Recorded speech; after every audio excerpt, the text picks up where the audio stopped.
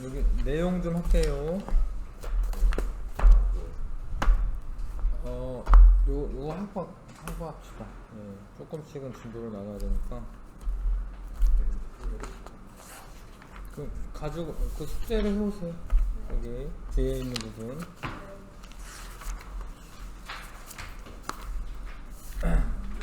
원소의 주기적 성질입니다. 83쪽.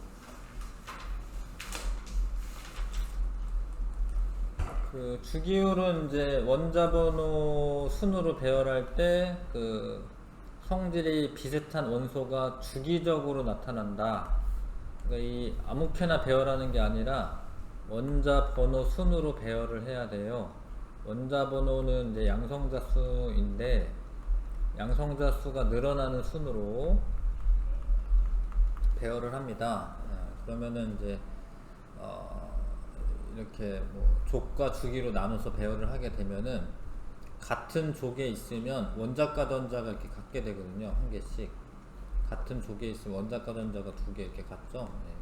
원자과 전자가 같으면은 성질이 비슷해요. 원래 그 전자를 주고받으면서 화학결합이나 여러가지 화학적 성질이 나타나는 거기 때문에 원자과 전자가 비슷한 경우에는 만약에 하나가 떨어지기 쉬운데요. 얘도 하나만 떨어지는 그런 반응을 하게 되죠.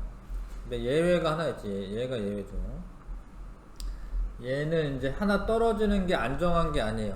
다른 애들은 떨어지는 게 안정한 상태가 되는 건데 얘는 떨어지면 양성자만 남기 때문에 얘는 이제 좀 예외적이죠. 얘 빼고는 나머지는 다 원자과 전자가 같으면 화학적 성질이 비슷한 거고 수소만 좀 예외적이다 라고 알고 있으셔야 되고, 원자과 전자가 1개, 2개, 3개, 4개 이렇게 늘어나죠. 7개까지 늘어났다가 빵이 되는데, 왜냐면 원자과 전자의 정의가 가장 바깥쪽 껍질에 존재하면서 화학적 그 반응에 참여를 해야 돼요. 근데 얘네들은 8개이긴 한데 원자과 전자가, 근데 얘는 참여를 안 하기 때문에 원자과 전자로 셀 때는 0으로 합니다. 뭐 체외곽 전자라고 하는 용어가 따로 있긴 해. 근데 그렇게 얘기할 때는 8개라고 얘기하시면 되는데, 근데 아무튼 원자과 전자라는 말을 쓸 때는 18조 원소는 0개가 되는 거고, 나머지는 이제 이 족에 1의 자리 수랑 같죠? 그쵸? 1의 자리 숫자랑 같죠? 이렇게. 근데 그건 왜 그러냐면 요 사이에 사실 3번부터 10번까지가 12번까지가 D궤도의 전자가 채워지는 애들이 있어. 그게 이제 여기서는 이제 장주기 주기율표로 만들면 그게 이렇게 벌어지는데, 하여튼 그건 고등학교 때 잘 안 배우기 때문에 2족까지 하고 13족으로 뛰는 거예요. 13족으로. 자, 그래서 이 주기율표가 나오기까지 과정은 원소들이 어떤 주기적인 성질, 그러니까 비슷한 성질이 있느냐 이런 거를 모으는 작업을 먼저 하셔야 되거든요. 그래서 이제 처음에 라부아제가 비슷한 애들끼리 이제 분류를 하기는 했어. 분류를 하긴 했는데 그렇게 의미 있는 분류는 아니었고, 근데 분류를 했다. 33종의 원소를 분류를 했다. 그 다음에 데베라이너라는 사람은 이제 화학적 성질이 비슷한 그런 애들이 있구나. 근데 걔네가 물리적인 성질이 규칙적으로 변한다. 그러니까 3개의 원소가 있는데, 예를 들어서 뭐 리튬, 나트륨, 칼륨 뭐 이렇게 있으면 성질이 비슷하거든요. 근데 얘랑 얘의 물리량을 더한 다음에 반으로 나누면은 나트륨의 물리량이 돼요. 그러니까 이게 아무렇게나 되는 건 아니고 뭔가 규칙성이 있다라는 거죠. 얘가 뭐 밀도라던가 뭐 원자량이라던가 이런 게 얘 2개 더한 다음에 반으로 나누면 가운데 있는 애가 됩니다. 그래서 그걸 한꺼번에 묶어가지고 이제 새쌍 원소설 이런 거 얘기를 합니다. 그 다음에 뉴렌즈라는 사람은 이제 원자량 순으로 배열해. 원자량 순으로 배열했을 때 8번째 원소마다 화학적 성질이 비슷한 원소가 나타난다. 그래서 이제 8번째마다 나타나니까 한 옥타브 같다. 도레미파솔라시도 같다. 그래서 옥타브설을 발표합니다. 근데 이 당시에는 이제 요 사람이 이제 요거 발표할 때는 18조 원소는 발견이 안 됐을 때예요. 발견이 안 됐을 때입니다.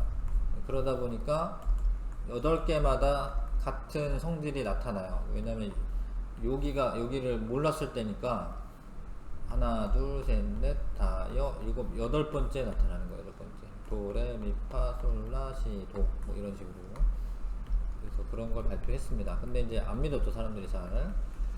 그 다음에 이제 멘델레프도 63종의 원소를 배열을 하는데 원자량 순으로 배열해요. 원자량 순으로. 가벼운 것부터 배열한다는 소리죠. 그래서 이제 주기적인 성질을 발견하고 최초의 주기율표를 만들고 족과 주기로 나누고 뭐 이런 걸 해요. 근데 이 사람은 이제 그래도 잘 알고 있어가지고 만약에 그 당시에 발견되지 않은 원소는 칸을 비워두고 성질을 예측할 수가 있어요. 게베라이너의 그런 새쌍운 소설처럼 성질을 예측할 수가 있습니다. 그래서 예측해 놔. 근데 그럼 한 몇십 년 있다 발견돼 진짜로. 그래서 이 사람 말인지 맞구나 알게 되고 노벨상 후보까지 오르는데 이제 한 표 차로 이제 떨어지고요. 노벨상 타지는 못했습니다.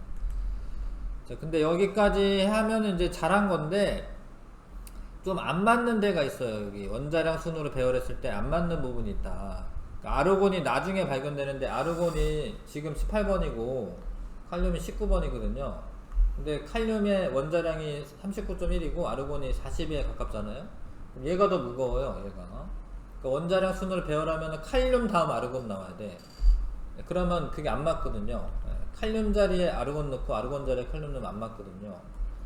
그래서 이제 멘델레프는 이거는 잘 모르겠다. 예외적인 것 같다. 그랬는데 모즐리가 그게 왜 그렇게 되는지 이제 밝혀내는 거고 X선 연구를 통해 가지고 원자핵의 양성자 수에 의해서 화학적 성질이 결정이 되는구나 이렇게 알게 됩니다. 원자량이 아니라.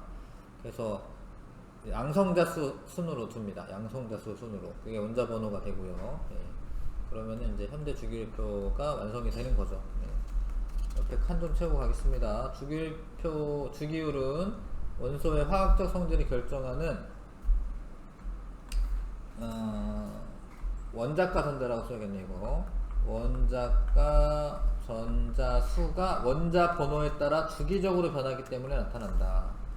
멘델레프는 원소를 원자량 순으로 배열했습니다. 모즐리는 원자의 양성자 수를 원자 번호로 정하고 원자 번호 순으로 배열했다. 주기율표를 만들었다. 현대적인 주기율표는 이제 모즐리에서 이제 완성이 된 거고. 자, 주기율표 원자 번호 순으로 배열합니다. 그래서 이제 총 이제 118가지가 있거든요. 지금 주기율표 상에서는 그게 이제 7주기까지 하면 다 채워져요. 7주기까지 하면. 그래서 1주기부터 7주기까지 있고, 이 전자수가 n의 제곱에 2 곱한 것만큼 되기 때문에 1주기면 2개고 2주기면 이제 8개고 전자가 3주기는 원래는 3주기에는 18개가 들어가야 될 것 같지만 3주기에 원래 18개 들어가야 되거든요. 왜냐면 이제 2 곱하기 3의 제곱에 그러니까 18개가 들어가야 되거든요. 근데 3주기에는 8개까지만 그려져 있어요. 그게 왜 그러냐면 이제 1주기 채우고 여기가 2s 오비탈 여기가 2p 채우는 자리고 여기가 3s 채우고 여기 3p 채운 다음에 3d를 채우기 전에 4s를 먼저 채우기 때문에 3주기는 8개까지 있고 그러니까 여기는 3d를 나중에 채우죠. 그러니까 3d를 채운다라고 해서 껍질이 3개인 건 아니지. 왜냐면 4s의 전자를 미리 채웠으니까. 그래서 요 줄이 18개가 되는 거죠. 18개가. 10개랑 이제 여기 2개, 6개, 8개 합쳐가지고. 근데 요 이하로는 잘 안 배워요. 고등학교 때는. 뭐 대학교 때나 배우는 거고. 그래서 여기 3D 채우고 난 다음에 여기가 4P 채우고요. 그 다음에 5S 채우고 그 다음에 4D 채우고요. 5P 채우고 이렇게 채워줍니다. 6S. 다음에 여기에 또 이제 F오비탈 자리가 있어요. F오비탈. 4F부터 나오는데 4F. 이런 식으로 채워줍니다. 근데 4F는 또 14개야. 너무 길어지니까 이거를 밑에다가 쓰지, 밑에다가. 난타넘족, 악티움족에서 밑에다 씁니다. 14개가 들어가니까. 이런 식으로 돼요. 그래서 이제 이렇게 늘어납니다. 이런 식으로. 자, 아무튼 그렇고 7주기까지 있다라는 거 아시면 되겠고요. 주기는 껍질 개념이기 때문에 주기가 늘어나면 이제 전자 껍질이 늘어나는 거고, 족은 1족부터 18족까지 있고요. 같은 족이면은 원자과 전자수가 같아서 화학적 성질이 비슷한데 수소만 예외다. 1족에 위치하는데 이제 비금속이고 화학적 성질이 다르다. 근데 화학적 성질이 비슷하게 나타나는 이유가 아무튼 전자가 하나 떨어지면 다 안정화돼야 되는데 수소는 하나 떨어지면 아예 양성자밖에 없기 때문에 안정한 게 아니에요. 산이 위험한 게 그 양성자만 있어가지고 그런 거거든요. 산이 염산 뭐 이런 게 위험한 게. 그리고 얘는 18종 원자과 전자가 0개다. 8개 아니다. 그리고 이제 요거 이제 형태 아셔야 되고, 왼쪽이랑 가운데 부분이 금속, 그 다음에 오른쪽이 비금속, 그 다음에 준금속이 이제 요런 식으로 준금속. 특히 중금속 중에 이제 규소나 그 절마늄 이런 애들은 반도체로 쓰이고 이렇게 됩니다. 자, 근데 수소는 이제 비금속이지만 예외적으로 왼쪽에 있고요. 그리고 다른 것들도 읽어 두시는 게 좋습니다. 수소나 질소나 산소, 플로린, 염소는, 그 다음에 18족 원소는 상온에서 기체 상태. 근데 액체는 두 개밖에 없어요. 브로민하고 수은. 브로민은 이제 비금속 중에 유일하게 액체.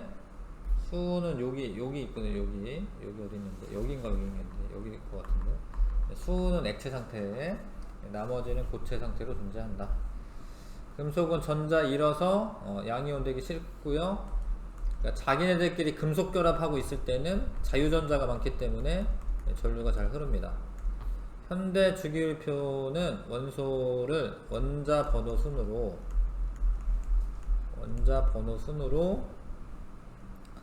나열해요. 같은 주기 원소는 바닥 상태에서 전자가 들어있는 전자 껍질 수가 같다. 같은 무슨 원소는 원자과 전자 수가 같다. 같은 족이겠네요. 화학적 성질이 비슷하다. 넘어가시고, 비금속은 이제 전자를 얻어서 음이온이 되기 쉬운 거고요.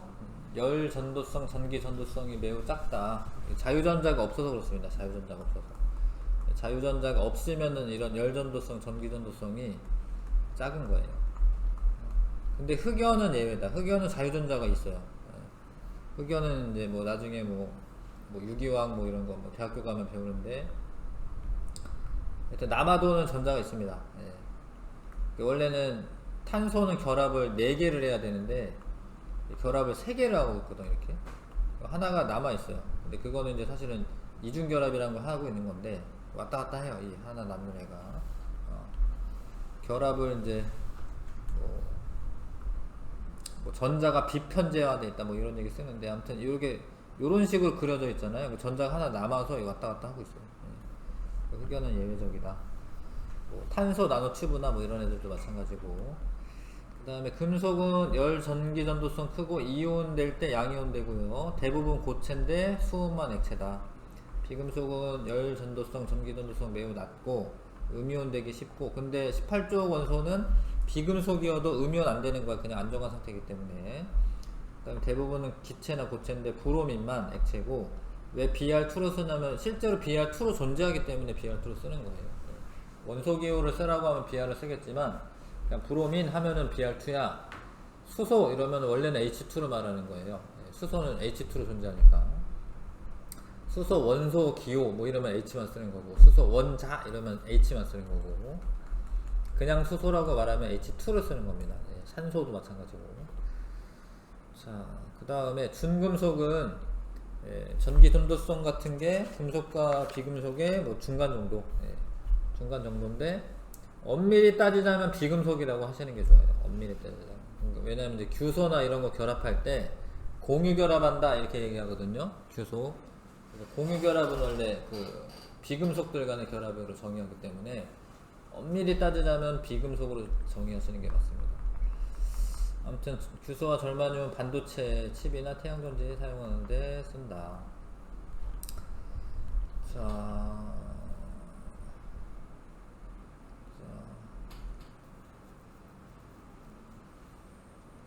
가장 바깥 전자 껍질의 전자 배치, 원자과 전자. 뭐 이거는 보면 아는 거 같긴 한데.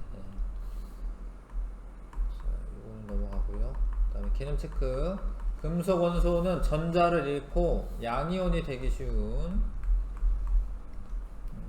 원소이고요. 비금속 원소는 전자를 얻어서 음이온이 되기 쉽다.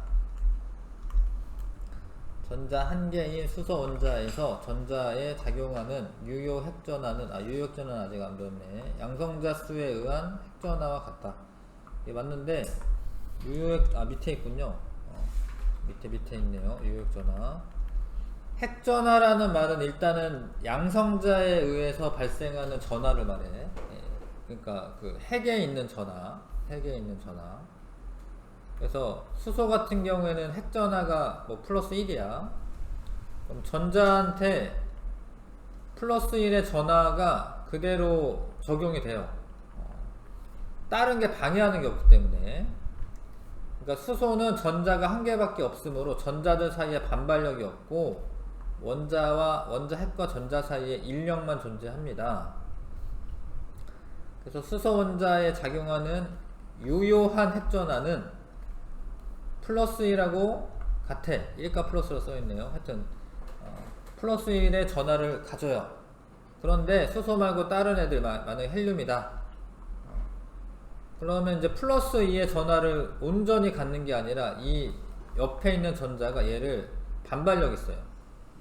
그러니까 얘 때문에 떨어져요. 얘가 지금 플러스 2만큼의 전하를 받는 게 아니라 그거보다 떨어집니다. 그러니까 유효한 핵전하가 떨어져요. 그래서 유효 핵전하가 수소를 제외하고는 떨어지죠. 그래서 다전자 원자에서 전자에 작용하는 실질적인 핵전하가 그게 유효 핵전하인데 그게 감소합니다. 왜냐면 이제 전자들 간의 반발력 때문에 그렇다. 그래서 수소 제외하고는 만약에 근데 뭐 이렇게 써있어 뭐 헬륨 1가 플러스 이러면은 이제 그 전자가 하나밖에 없는 그런 개이기 때문에 괜찮은데 수소 제외하고는 전자들 간의 반발력으로 인해서 핵전하가 감소한다. 그런 거를 유효 핵전하다 라고 얘기한다. 옆에 이제 그림이 있는데 그림에 보시면 원래 리튬이면은 양성자가 3개 있는데 그 핵전하가 플러스 3인데 실질적인 핵전하가 그 뭐 요 정도밖에 못 느낀다라는 거예요. 왜냐면 전자들 간에 이런 가리움 효과가 있어가지고. 그래서 유효한 핵전하가 이렇게 감소한다는 거예요. 자, 다시. 근데 그 다른 전자들에 의해서 핵전하가 가리워지는 효과가 있다. 그래서 가리움 효과, 가려막기 효과라고 하는데, 자, 그래서 핵전하가 실질적인 핵전하가 떨어진다라는 거죠. 근데 이 앞쪽에서 있는 전자들이 이 뒤쪽에 있는 전자한테 가는 핵전하를 잘 가려요. 옆에 있는 것보단 앞에 있는 애들이. 그래서 이게 껍질 수가 달라지면 유효 핵전하가 떨어져요. 왜냐면 앞에 있는 애들이 이렇게 가리움 효과가 생겨가지고 가려막기 효과가 있어가지고. 가려막기 효과는 전자 사이 반발력 때문에 발생하는데 같은 전자 껍질에 있는 전자에 의한 가려막기 효과보다 나보다 안쪽에 있는 전자 껍질에 의한 가려막기 효과가 커요. 그러니까 이게 주어니까 얘가 작다고 써 있는 거지. 그러니까 안쪽에 있는 전자 껍질에 있는 전자에 의한 가려막기 효과가 더 큽니다. 그래서 주양자 수가 아니라 껍질 수가 달라지면 유효 핵전화가 팍 떨어져요. 그러니까 봐봐, 이렇게 가다가 껍질 수가 달라질 때 팍 떨어지는 거, 유효 핵전화가. 앞쪽에서 가려지는 애들이 많아졌기 때문에. 그러니까 이런 것도 주기적인 경향성이 있다라고 가르쳐 주는 거야. 유효 핵전화라고 하는 것이 아무렇게나 되는 게 아니라 원자번호 배열 순으로 나열하면 올라갔다가 내려갔다, 올라갔다 내려갔다, 올라갔다, 이런 식으로 주기적으로 변한다. 이런 걸 알려주는 거예요. 주기적인 경향성을 가지는 애가 유효 핵전화, 원자의 반지름, 그 다음에 이온화 에너지, 이렇게 예전에는 이제 전기 음성도라는 것도 있었는데 그건 이제 파2로 이제 넘어갔고, 자, 이렇게 이제 세 가지의 주기적인 것을 배우시면 되는데, 일단 유효 핵전화 개념을 이제 알려주고 있는 거죠. 원래 핵전화보다 전자 때문에 핵전화가 떨어진다. 그런 겁니다. 자, 같은 주기에서 원자 번호에 따른 원자과 전자가 느끼는 유효 핵전화. 자, 전자들 간의 반발력이 증가하는 거는 맞는데, 어찌됐건 플러스 6에서 플러스 8로 이렇게 증가하잖아요, 핵전화가. 그래서 같은 주기에서는 원자 번호가 증가하면 핵전화, 유효 핵전화가 증가를 해요.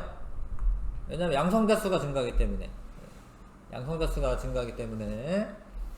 이 주기에서, 같은 주기에서 양성자수가 증가하면 핵전화가 증가해서 유효 핵전화가 증가를 해. 양성자가 증가하니까. 물론 가려막기 효과도 증가를 하는데, 그래도 핵전화가 증가하기 때문에 유효 핵전화 증가하는 거야. 근데 이거는 가려막기 효과가 커진 걸 의미하는데, 왜냐면 이제 전자들이 많아져 가지고, 전자들 간의 반발력이 커졌기 때문에. 자, 그래서 같은 주기 내에서는 유효 핵전화가 증가한다. 유효 핵전화 증가한다, 이렇게. 근데 갑자기 떨어지는 이유는 그 껍질 수가 바뀌면서 안쪽 껍질에 있는 전자들의 가려막기 효과가 증가했기 때문에 그렇다. 그러면 같은 족끼리는 어떻게 되냐? 같은 족끼리는 증가해요. 같은 족끼리는. 왜냐하면 양성자수가 많이 증가하니까. 얘는 양성자수가 3개인데 얘는 11개잖아요. 양성자수가 많이 증가하니까. 같은 족끼리는 증가합니다. 여기 밑에 써있죠. 같은 족은 원자 번호에 따른 원자과 전자가 느끼는 유효 핵전화가 증가를 해. 증가는 하는데, 그러니까 양성자가 3개였는데 11개가 되면 엄청 많이 증가해야 될 것 같지만 그렇게 많이 증가하진 않아요. 증가는 해도 유효 핵전화는 이런 주기적인 경향성이 있다 라는 거. 자, 그래서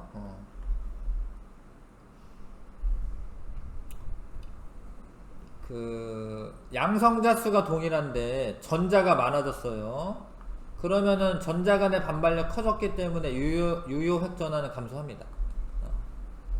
근데 전자수가 감소하는 경우, 그 양성자수는 동일한데 전자가 이게 떨어졌어. 그러면 가장 바깥쪽 껍질에 있는 전자가 얘가 되거든요. 그럼 유효 핵전화는 증가를 하죠. 유효 핵전화 증가합니다. 옆에 이제 86쪽에 칸 좀 채우고 갑시다. 전자가 2개 이상인 다전자 원자에서 전자에 작용하는 유효 핵전화는 양성자수에 의한 핵전화과 같은 게 아니라 그거보다 작죠. 유효 핵전화가. 가려막기 효과는 전자 사이에 반발력으로 인해서 생기는 거고, 그 다음에 산소의 원자에서 원자과 전자에 작용하는 유효액 전하는 플러스 8과 플러스보다 작다 이렇게 쓰시면 되고, 그 다음에 옆에 자 원자과 전자가 느끼는 유효핵 전하는 산소 원자가 탄소보다는 큰 거예요. 탄소보다는 큰 겁니다. 왜냐면 산소가 양성자가 8개고 예, 탄소는 6개니까. 원자과 전자가 느끼는 유효핵 전하는 나트륨 원자보다 나트륨 원자가 네온 원자보다 크다. 이거는 이제 작죠. 작아졌죠. 작죠. 나트륨 원자가 작죠. 예, 왜냐면 껍질 수가 바뀌었기 때문에. 양성자가 한 개만 증가했는데 얘는 그 다음 껍질에 있는 전자거든요. 이게 원자과 전자가 그 다음 껍질로 있는 전자죠. 양성자 한 개만 증가했는데 껍질 수가 바뀌었어요. 유효액 그 가려막기 효과가 엄청 증가했어요. 그래서 나트륨의 유효액 전하가 네온보다 작다.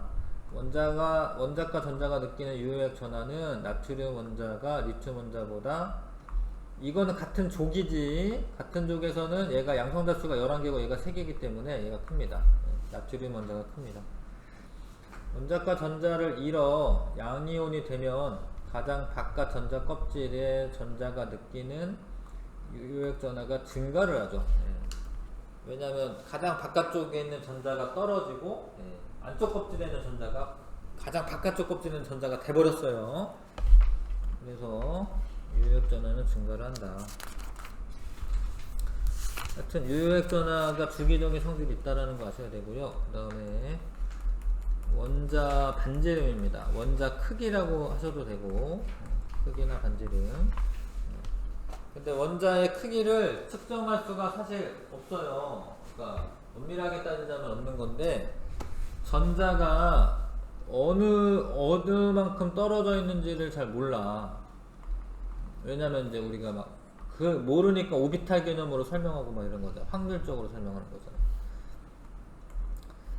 그래서 뭔가 과학자가 진짜 엄밀하게 측정을 하려면 전자가 막 왔다 갔다 하는데 뭐 빛이든 뭐든 X선이든 뭐든 이렇게 싸가지고 뭐 이렇게 돌아와가지고 아 여기에 전자가 존재한다 이렇게 확정을 해야 되는데 그게 안 돼요. 그게 과학적으로 안 됩니다. 네. 그래서 이제 방법이 공유결합을 이용하는 공유결합. 얘는 금속결합이네. 아무튼 공유결합을 하고 있으면 전자는 몰라도 원자 핵의 위치는 알아요. 원자 핵이 훨씬 크기 때문에 X선을 쏘면은 얘가 튕겨져서 나와. 이렇게 튕겨져서 나오면서 회절무늬라고 해서 어떤 무늬가 생겨. 그거를 분석하면은 핵과 핵 사이의 거리를 알아. 핵과 핵 사이. 전자는 어디 있는지 몰라도 핵은 어디 있는지 알아요. 그럼 이 핵과 핵 사이에 74 피코미터인데, 피코미터는 10의 마이너스 12승이죠. 74 피코미터의 절반을 이 수소 원자의 반지름으로 하자라고 이제 그렇게 정한 거야. 정확하게 알 수가 없으니까 사실 좀 겹치죠. 여기가 겹치긴 한데 그냥 이렇게 하자.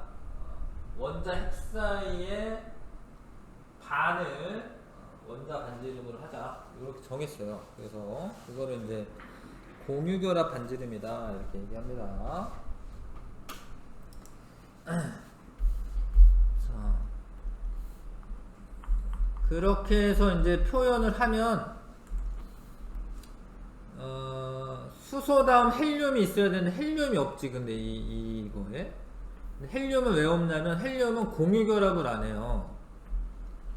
헬륨은 공유결합 안 하니까 이거를 측정하기가 어려운 거야. 그냥 추정할 수는 있어요. 사실은 이 정도일 거다. 그래서 헬륨의 그 원자 반지름을 재는 방법은 뭐 공유결합을 이용한 게 아니라 이제 이 고체 상태 같은 걸 만들어야 돼. 고체로. 그럼 엄청 어려운 건데 사실 헬륨을 고체로 만든다는 게 거의 절대 온도까지 떨어져야 되거든요. 하여튼 고체 상태를 만들어. 왜냐면 기체나 액체면 막 돌아다니니까 어떻게 뭘 할 수가 없거든요. 고체 상태를 만든 다음에 핵 사이의 거리를 측정해서 반으로 나눠. 근데 그런 거를 원래 반데르바스 반지름이라고 해요. 하여튼 그런 식으로 측정을 하는 거야. 근데 그거는 이제 그래서 없는 거야. 그렇게 측정할 수는 있지만 상황이 달라서 차이가 많이 나거든. 어찌됐건 같은 주기 내에서 바라보시면 원자 번호가 증가할수록 이 반지름이 어떻게 됐어요? 크기가 감소했지? 예, 뭐 이게 중요한 건데, 원래 리튬이 3번이고 플로린이 9번이면 얘가 양성자도 9개나 되고, 뭐 전자도 9개고, 뭐 중성자도 뭐 10개 뭐 이렇게 될 거야. 얘가 클 것 같거든요, 얘가. 예. 근데 같은 주기에서 양성자 수가 많아진다라는 거는 전자를 잡아당기는 힘이 세지는 거예요. 전자가 더 원자 쪽으로 딱 붙어 있는 거예요. 얘보다. 얘는 양성자가 3개밖에 안 되니까 전자가 좀 멀리 떨어져 있는 거예요. 그래서 크기가 리튬이 더 큰 거예요. 크기가 얘네가 더 커, 얘네가. 이해 가시죠? 같은 주기에서 원자 번호가 증가할수록 원자과 전자가 느끼는 유효핵 전하가 증가를 하며, 그럼 어떻게 돼? 잡아당기는 인력이 증가하겠지. 그래서 원자 반지름이 오히려 작아진다라는 거. 양성자 수나 이런 게 많아져 가지고요, 유효핵 전하 증가하고 전자가 원자핵 쪽에 붙어 있으니까 크기가 작아진다. 중요하고 뭐. 근데 같은 족에서는 껍질 수가 증가하기 때문에 크기는 커지는 거예요. 같은 족에서 리튬보다 나트륨이 크고 나트륨보다 칼륨 크거든요. 같은 족에서는 껍질 수가 증가해서 원자 반지름이 커집니다. 같은 족에서는 껍질 수가 증가해서 원자 반지름이 커진다. 근데 같은 주기에서는 유효핵 전하가 증가하기 때문에 원자 반지름이 작아진다. 이해 가시죠? 그 다음에 옆에 칸 좀 채우고 가겠습니다. 같은 족에서 원자 번호가 증가할수록 전자 껍질 수가 증가하여 원자 반지름이 증가한다. 같은 주기에서 원자 번호가 증가할수록 원자 번호가 느끼는 유효핵 전하가 증가하여 원자 반지름이 감소한다. 나트륨이 그래서 리튬보다는 큰데, 이유가 뭐냐면 이제 리튬 밑에 나트륨이니까 그 껍질수가 증가해서 그렇습니다. 리튬이 베릴륨보다는 큰데 리튬 옆에 베릴륨이죠. 네, 왜냐면 이제 유효핵 전하가 작아서, 전자를 잡아당기는 힘이 작아서 그렇습니다. 그 다음에 이온 반지름.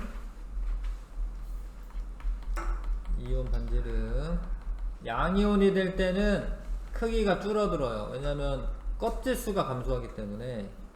리튬 같은 경우에 양성자가 3개고 전자가 3개인데 전자가 하나가 떨어져서 양이온이 되면 껍질 수가 줄어들겠죠? 그러면 크기가 줄어듭니다.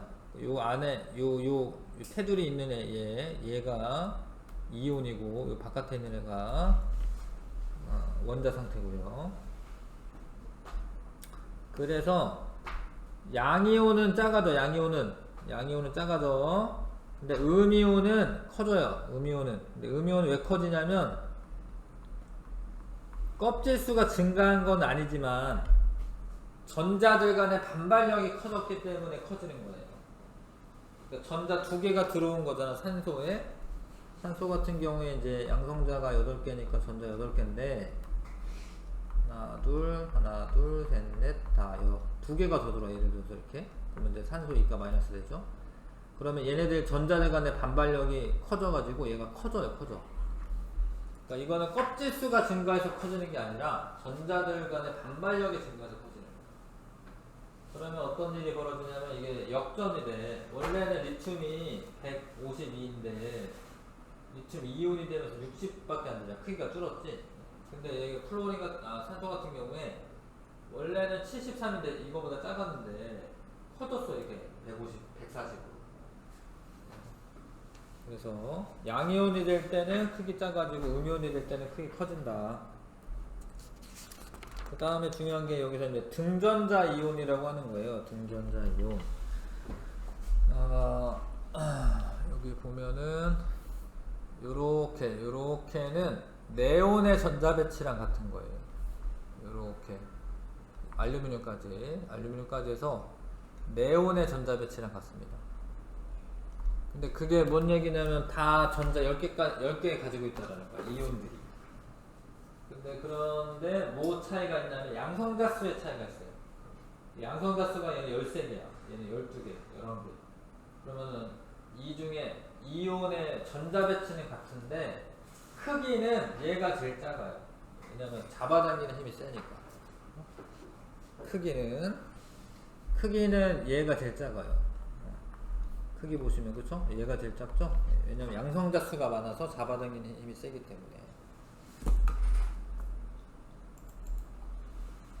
자, 여기 내가 등전자 이온 나오죠? 등전자 이온. 지금 전자를 가지고 있는 상태는 동일한데, 그럼 누가 크냐? 핵전화가 작아야지 큰 건데요. 그러니까 양성자수가 작은 얘가 제일 커요. 이 중에. 여기에서도 이제 확 이가 마이너스가 되는 거죠. 이해가시나요? 이런 일들이 벌어진다. 마지막으로 이제 이온화 에너지인데, 이온화 에너지의 정의를 아셔야 되고, 이온화 에너지라고 하는 거는 여기서는 음이온 만드는 건 아니에요. 원래 음이온 만드는 건 전기 음성 돌아가는 건데, 여기서는 다 양이온 만들 거예요. 양이온. 이게 원자 상태야. 원자 기체이면서 원자인의 1몰에 액체로 하면 안 돼요. 왜냐면 에너지를 줬더니만 액체가 기체가 되는데 쓸 수가 있거든요. 동일한 조건에서 해야 되기 때문에 기체 상태의 원자, 분자 아니야. 분자 아니고 원자. 분자로 실험을 하면 분자 끊는데 에너지를 써버리기 때문에 측정값이 달라져요. 기체 상태의 원자에 전자 1몰을 떼어내는데 필요한 에너지를 이온화 에너지라고 해요. 이온화 에너지. 그리고 E가 이온화 에너지예요. 얘를 떼내는데 필요한 에너지. 그러니까 이거는 나트륨이겠지. 나트륨 같은 경우에는 1몰의 전자를 떼어내는데 496kJ의 에너지가 들어요. 그러면 떼어낼 수 있어요. 근데 만약에 여기가 플러스 11이네랑 플러스 12이네랑 누가 떨어지기 힘들겠어? 플러스 12가 떨어지기 힘들겠죠. 잡아당기는 힘이 세니까. 그럼 이온화 에너지가 증가하는 거죠. 이온화 에너지가 그러면 증가합니다. 핵전화량이 커지면 또 뒤에 나오긴 할 거고, 칸 좀 채우고 넘어가겠습니다. 양이온과 음이온 중에서 이온 반지름이 원자 반지름보다 큰 거는 음이온이고, 금속 원소의 원자가 비활성 기체의 전자 배치와 같은 전자 배치를 갖는 양이온이 되면 반지름이 어떻게 된다? 작아집니다. 비금속 원소가 비활성 기체의 전자 배치를 갖게 되면 전자들 간의 반발력에 의해서 반지름이 커진다. 자, 넘어갈게요. 자, 이온화 에너지는 이제 시험에 잘 나옵니다. 뭐 내신 같은 데는 뭐 꼭 나오는 거고, 이온화 에너지 변화의 주기적 변화, 항상 비교할 때 있잖아요. 같은 족끼리 비교하고 같은 주기끼리 비교하시면 되는데, 같은 족에서는 리튬, 나트륨, 칼륨 이렇게 되면서,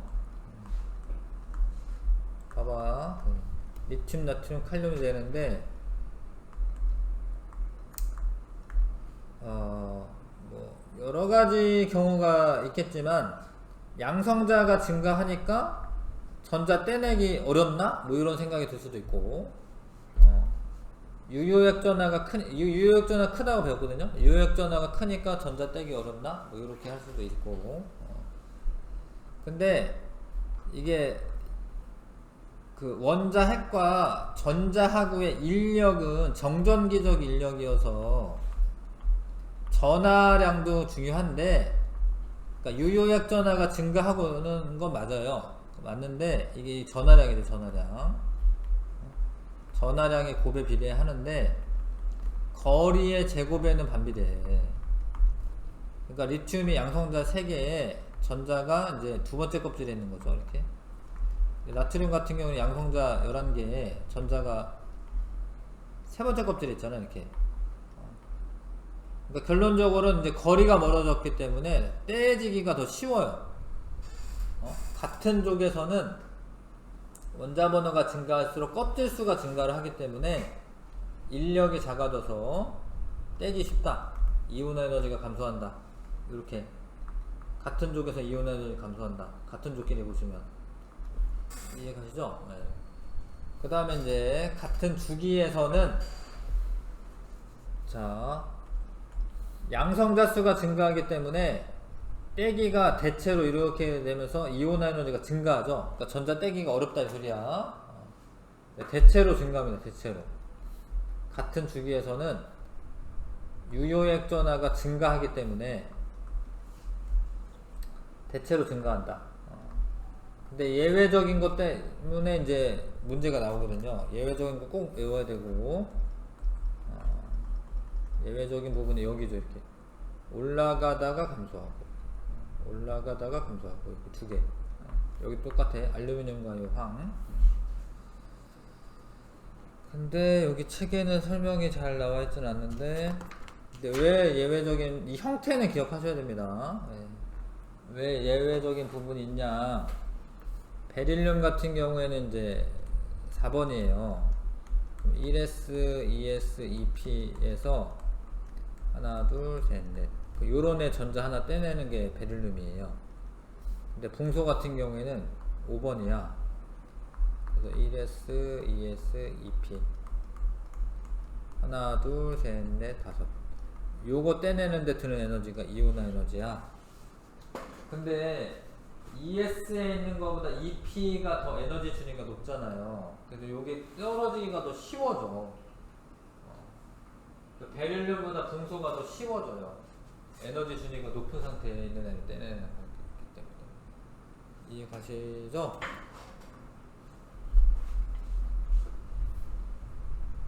근데 얘는 여기서는 질소는 전자 배치가 하나, 둘, 셋, 넷 이렇게 있어요. 이렇게. 이 질소. 산소는 하나, 둘 이렇게 있어요. 이렇게.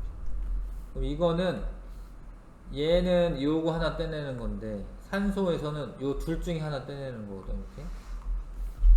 근데 이게 더 잘 떨어져. 왜냐면 전자들 간의 반발력이 있기 때문에 질소보다 산소가 더 잘 떨어져요. 전자가.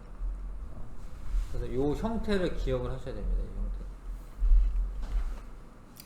근데 여기 그려져 있는 거는 제1 이온화 에너지야. 제1 이온화 에너지.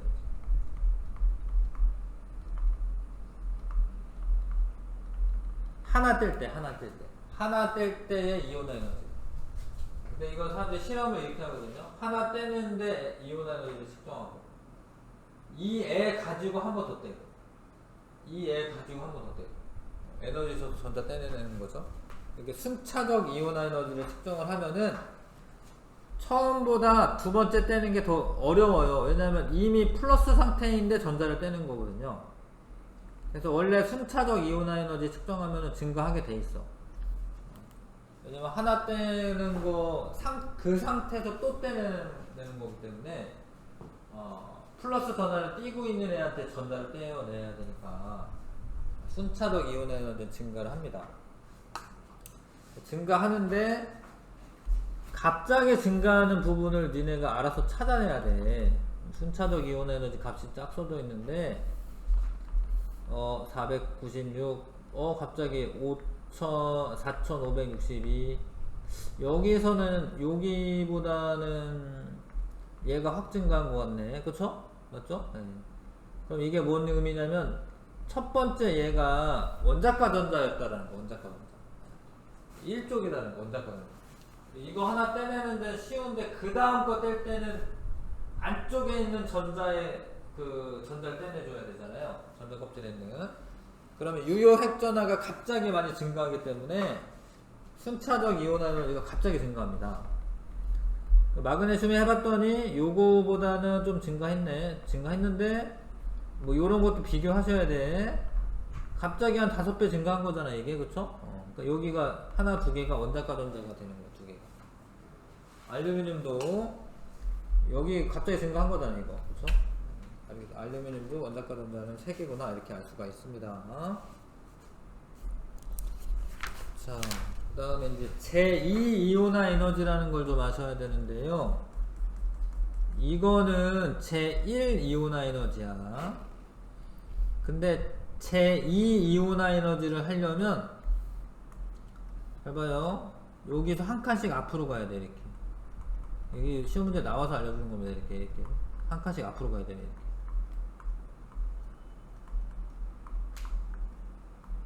근데 이 말이 전자 상태가 그렇다라는 의미예요.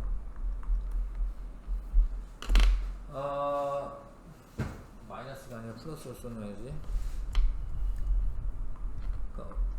이 정도의 위치가 된다라는 소리야. 그러니까 전자 하나 떼고 두 번째 떼는 게 더 에너지는 높아지는 거야. 원래 높아지는데 그럼 제2 이온화 에너지가 가장 큰 애가 누구냐 이렇게 물어보면 리튬이 되는 거예요. 리튬의 제2 이온화 에너지가 가장 큰 거예요. 리튬이. 이 그림에서. 그리고 제2 이온화 에너지 할 때는 한 칸씩 앞으로 가가지고 생각하셔야 됩니다. 그거 이제 문제 나오면 좀 더 상세하게 설명하고. 자, 같은 족에서 원자 번호가 증가하면 전자 껍질 수가 증가하여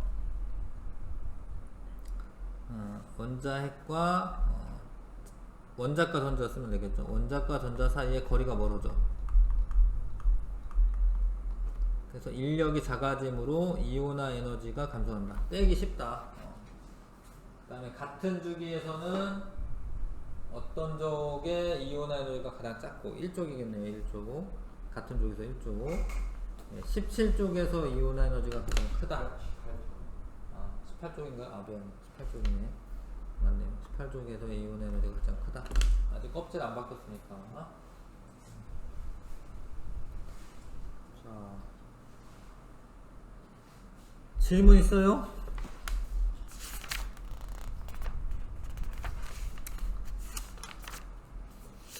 질문은 없지요. 내용은 이런 거고 이제 이 내용 이해하면서 이제 문제를 풀어야지 되겠지요.